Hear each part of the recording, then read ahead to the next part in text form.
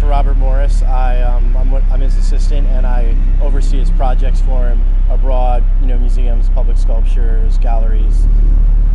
He sets up everything like the plans, back in New York in the studio, works with engineers and whatnot, the process here. Then we send the plans down, work with, architect here in Brazil, engineers, and fabricators, and then I come down and I basically oversee the process and stay in contact with him throughout it.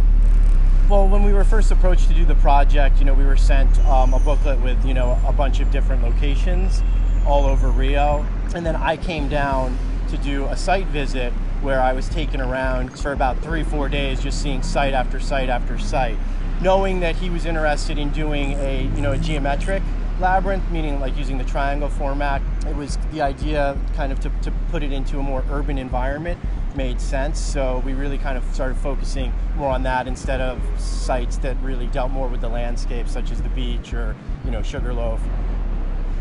Coming down here, we, saw this space and noticing a lot of the different things about it, such as how it's really a space of transit. So you have a lot of people walking through it, people from all walks of life kind of coming in together.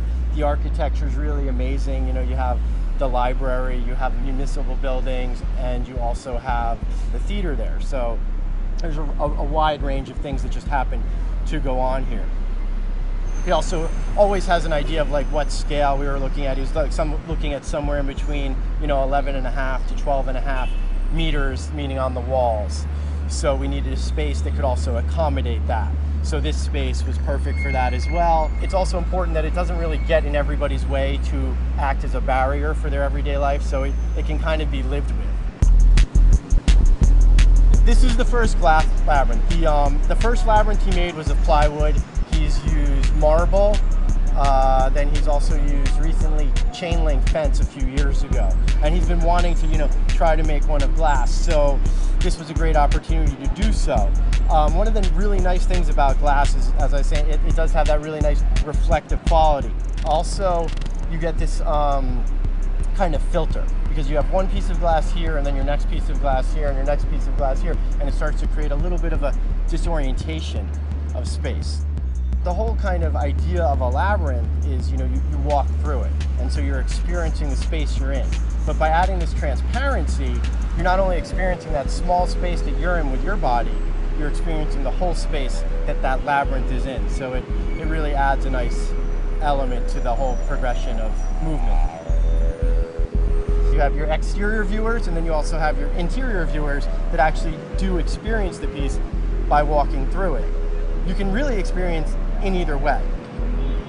He makes work, very much that is accessible to everyone, but with a lot of the things he's dealing with, this kind of just basic things of movement and form, where you come into contact with them and dealing with an environment like this, then it's really dependent on you to really almost complete that experience.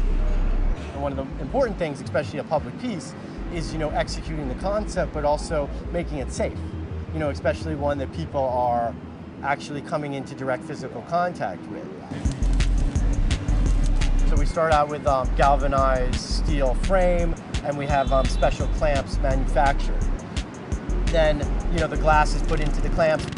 We have a steel border here and a steel rim on the top. So these things are all kind of locking the glass into place. Then you have gravel being poured into that, because this isn't a permanent piece, it's only open temporarily, so we can't actually secure it to the ground. So there's a huge engineering process that goes into these. And so once we have the plans and everything's in place, it's really just a matter of executing those plans.